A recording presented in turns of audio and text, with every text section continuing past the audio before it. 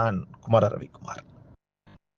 கொங்கு இளைஞர் பேரவை தமிழ்நாடு மற்றும் நமது நிலம் நமதே போன்ற அமைப்பின் நிறுவன தலைவர் திரு குமர ரவிக்குமார். இன்னைக்கும் சத்தி, கோபி, அன்னூர் போன்ற பகுதிகளில், நம்பியூர் போன்ற பகுதிகளில் அவர் ஒரு போராட்ட களத்துக்கு வர்றாருன்னா நிச்சயமாக அதில் சம்பந்தப்பட்ட தவறு செய்தவர்கள் எல்லாம் அஞ்சி நடுங்கியே தீர வேண்டும்.